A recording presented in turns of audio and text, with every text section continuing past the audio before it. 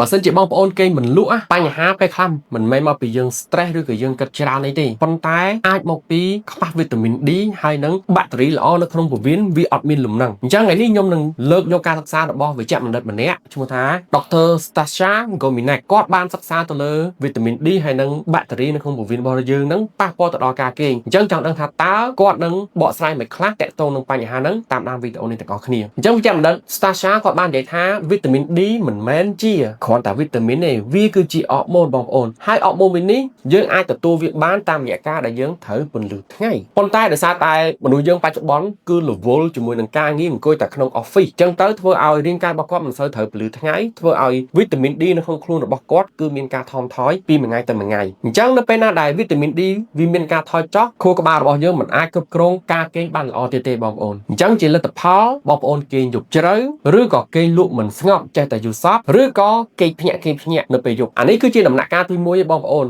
ឡូវយើងចូលដល់ដំណាក់កាលទី2នៅពេលណាដែលមនុស្សខ្វះវីតាមីន D វាប៉ះពាល់ទៅដល់បាក់តេរីល្អនៅក្នុងពោះវៀនកាពះរបស់យើងដែលវាមានតួនាទីសំខាន់នៅក្នុងការផលិតវីតាមីន B ដែលវីតាមីន B នេះគឺវាសំខាន់មែនទែនទៅដល់ប្រព័ន្ធប្រសាទរបស់យើងអញ្ចឹងវីតាមីន B វាជួយដល់ខួរក្បាលរបស់យើងផលិតអរម៉ូនងងុយដេកក៏ដូចជាជួយទៅដល់គេហៅ REM sleep មានន័យថាជាដំណាក់កាលមួយដែលយើងគេងទៅធ្វើឲ្យយើងអារម្មណ៍ល្អការគិតរបស់យើងល្អអញ្ចឹងខ្វះវីតាមីន D ការគេងរបស់យើងគឺអត់ដល់ដំណាក់កាល REM នឹងទេបងប្អូនដែលការគេងមិនគ្រប់នេះឯងគឺវាប៉ះពាល់ដល់សុខភាពរបស់យើងខ្លាំងមែនទែនអញ្ចឹង Dr. Stasia គាត់បានបង្កើតជា protocol មួយសម្រាប់ឲ្យមនុស្សយកទៅអនុវត្តដើម្បីឲ្យការគេងរបស់គាត់នឹងបានប្រសើរជាងមុនអញ្ចឹងគាត់និយាយថានៅក្នុងខ្លួនរបស់យើងត្រូវតែរក្សាវីតាមីន D នឹងឲ្យបាន60 នាណូក្រាមក្នុង1មីលីលីត្រទី2គឺយើងត្រូវប្រើវីតាមីន B50 complex រយៈពេល3ខែដើម្បីឲ្យខួរក្បាលរបស់យើងនឹងផលិតអរម៉ូនងងុយគេងឡើងមកវិញក៏ដូចជា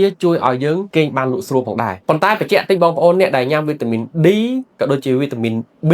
យូរទៅគាត់អាចមានបញ្ហាដូចជាឈឺសន្លាក់ឬក៏កាហាយបាតជើងអញ្ចឹងពេលដែលយើងទៅទិញញ៉ាំហ្នឹងសង្កេតផងថាតើរាងកាយរបស់យើងហ្នឹងទទួលវីតាមីនទាំងពីរហ្នឹងបានល្អឬក៏អត់ជាចុងក្រោយ Dr. Stasia គាត់នៅតែឲ្យតម្លៃទៅលើការត្រូវកម្ដៅថ្ងៃជាងដែលបងប្អូនទិញថ្នាំយកទៅលេបពីព្រោះអីវាគឺជាការផលិតបែបធម្មជាតិវាអត់ប៉ះពាល់ដល់សុខភាពរបស់យើងទេអញ្ចឹងមិនថាបងប្អូនរវល់កម្រិតណាទេគួរតែឆ្លៀតពេលដើរឲ្យត្រូវកម្ដៅថ្ងៃ30នាទីដើម្បីឲ្យស្បែករបស់យើងហ្នឹងផលិតវីតាមីន D បានគ្រប់គ្រាន់ជួយការគេងក៏ដូចជាជួយបាក់តេរីល្អនៅក្នុងពោះវៀនរបស់យើងផងដែរតើបងប្អូនគិតថាការសិក្សាស្រាវជ្រាវរបស់ Dr. Stasia មិនដែរល្អត្រូវឬក៏មិនត្រូវជួយ comment ខាងក្រោមវីដេអូនេះផង